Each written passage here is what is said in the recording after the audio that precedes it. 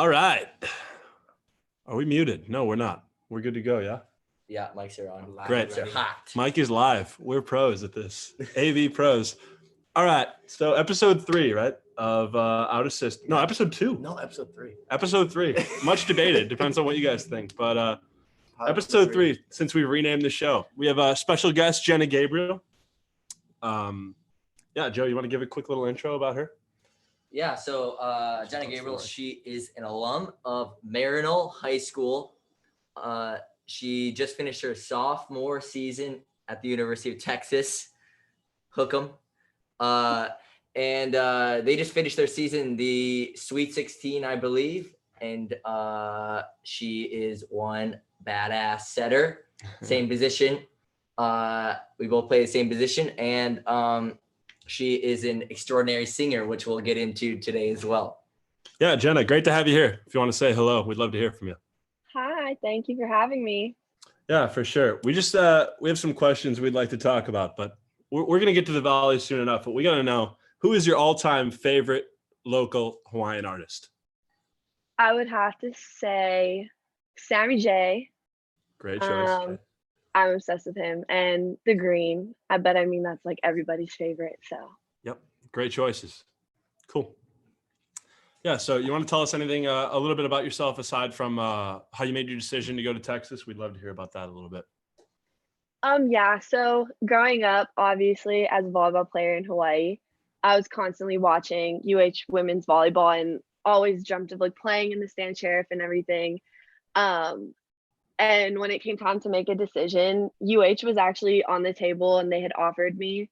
And it really just came down to the fact that my parents kind of have always raised me to go away from Hawaii and not just stay here and kind of branch out and like basically see what life is like outside the islands because we're so sheltered here. Mm-hmm. So that was like one of the biggest things. And after my visit to Texas, it was kind of just a no-brainer. I absolutely fell in love with everything there, just the coaching staff, the team that was there when I got there. The facilities are absolutely ridiculous. They definitely kind of spoil us as athletes there.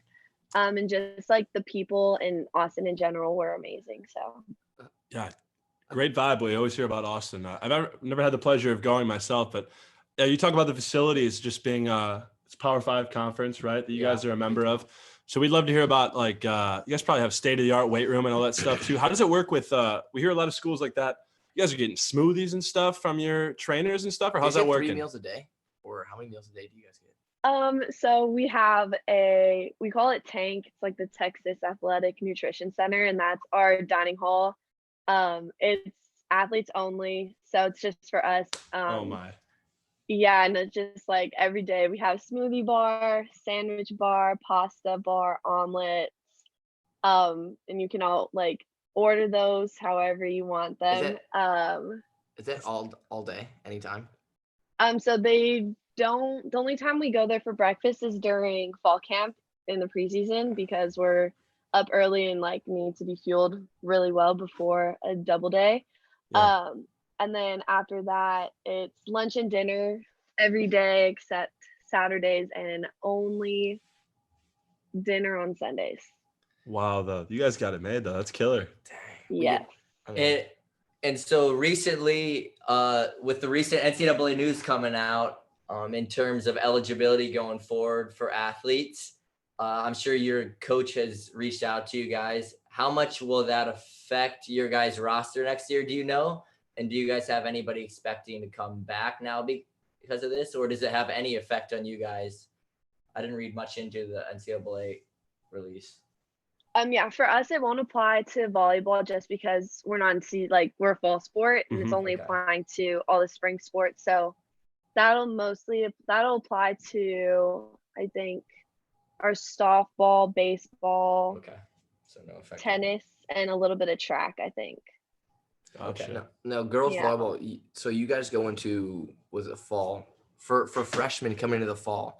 You guys have immediately like international trips. So you get 1 week with the team, and then you're going on an international trip. Is that still a go this upcoming summer? Or is that like not yet? You're postponing the trip to Wuhan this year, or?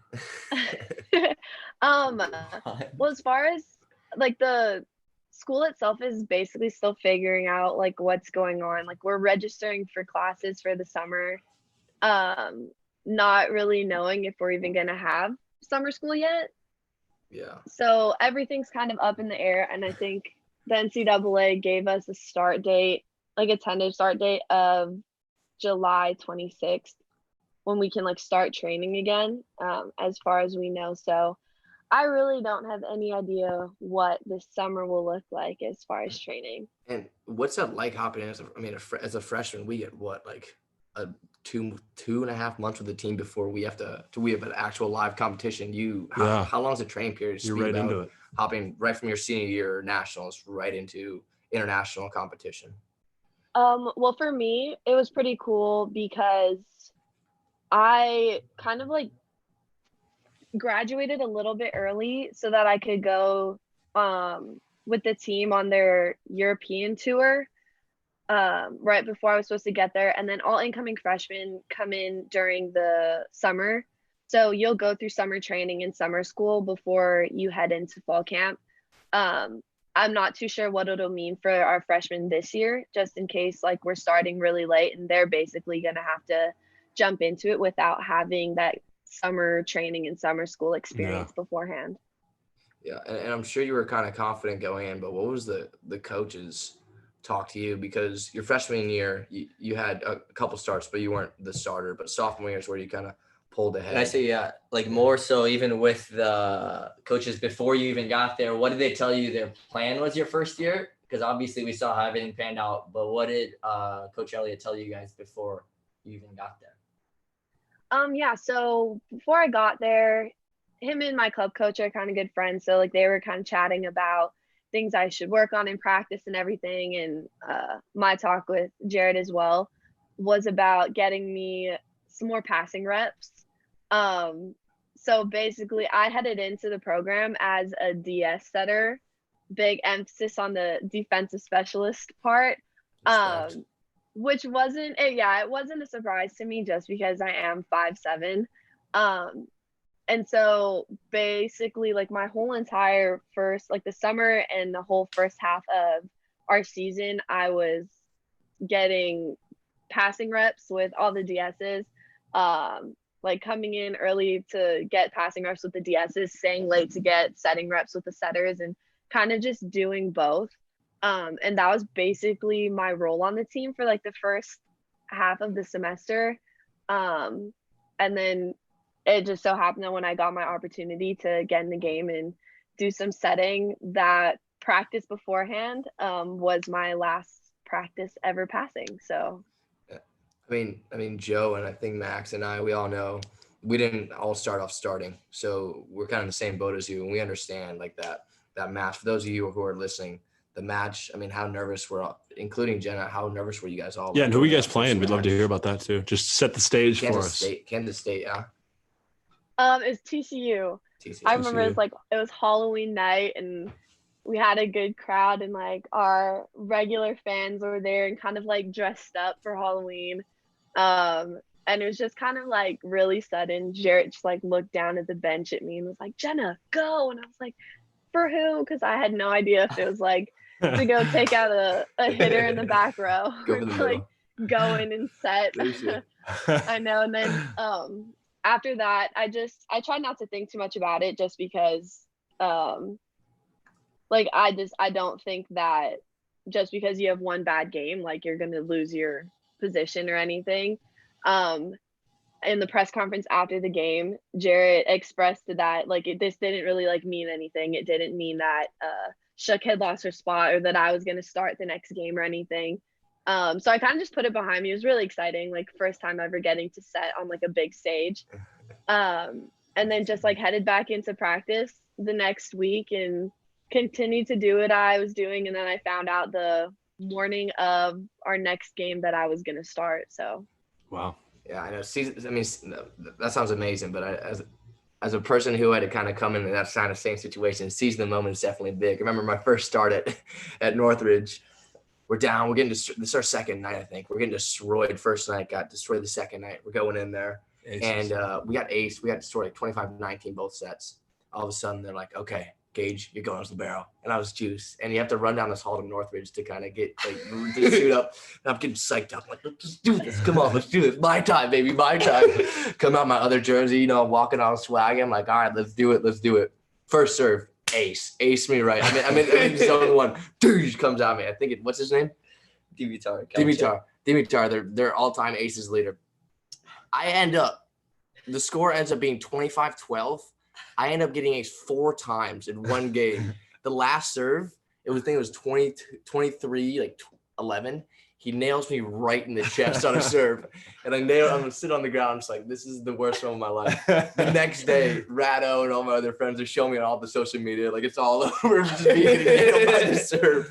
I'm like, this is by far the worst moment of my life. And it only goes up from there. So, seizing the moment is true. I did not, and I had to wait another year for my kind of opportunity. So props to you for taking advantage of it. That's awesome. Do you have a most embarrassing volleyball story? Like for in-game, do you have one for us? This is actually terrible, but I think I have like the worst habit of getting caught on camera cussing. Like I think Gage had an issue with that. Yeah. It's so terrible because like every night after we'd finish a game, we'd go and like watch the playback on like YouTube or whatever, or like wherever we could find it. And for some reason, like every single time I'll make a mistake or something, or even on like we have like a really good play and I get really intense and excited, like all you can see is my mouth just like mouthing all these terrible words. Regarding that, I was gonna bring this up. There's a very viral video that went out last year of you staring down a girl after you beat her in a joust. I was actually wondering what your coaching staff, did they appreciate that or did they not like that? Because I feel like coaches go either way on that. Yeah, I was like a little nervous. First of all, I had no idea it looked like that. What? Sure. You just staring him down, flicking him off. Yeah. I didn't know. What? It's like White Goodman. Oh my gosh. So let's hear it. There was already some like bad blood because it was against BYU and they had knocked us out in the Elite Eight the previous season. So it was already like an intense game for us. And she was 6'4". And I'm out here like my little 5'7" self. Like if I'm gonna beat you in a joust, like I'm gonna get a little hyped. You deserve to do it for sure. And then I remember it was like a midday game, so we still had dinner that night, and we were watching film at dinner for Wichita State the next day. And our media guy called me over to his table and was like, "You have to look at this." And I looked at it, I was like, "Oh my goodness, I can't believe I look that rude." And I was like, I was a little nervous until my coach reposted it on his Instagram, and I was like, okay, I think I think I'm fine now. Same with us. When our head coach posts stuff on his, he's not an Insta guy. He loves walking his dog though. Shout out to Charlie, favorite dog walk. And I mentioned this kind of in our introduction in terms of your like very talented voice. Where did that come from? Is your family a musical family, or is that more so just something that you picked up when you were younger? No, my mom is like a really, really, really, really, really good singer. And we've just grown up around so much music, just constantly playing in the house. Like there's never a day where you don't hear music blaring from like one of our rooms or like in our big speaker system and stuff. And it's just, I don't know, it just calms me down, just relaxes me, like kind of takes me away from everything, like reminds me I'm not just a volleyball player, because it's so easy to fall into that. Like especially I'm like, I guess now finishing my sophomore year, and just like kind of really being in the middle of it, you kind of get really caught up about just like being just like grinding through everything just every single day, and like you forget that you're a regular person sometimes. And like, so for me, it's just like, I'll just pick up my guitar, my uke, and like just jam for a couple hours and like forget about everything else going on. And it's kind of, it keeps me sane a little bit, I guess. Right on. And you know, you go to school in Texas. I don't know what your interests were before, but are you much of a country music fan? Yes, Was it only a matter of time before you asked that? no, I Texas squad. absolutely love country music. Like before I went up to Texas at all, like we were always playing country music in the house too. Awesome. What are you guys' favorite artists? Do you live on a dirt road? I don't live on a dirt road. Like the I song. live in Like the Hawaii. song. Get it? Because No. Laid back. No.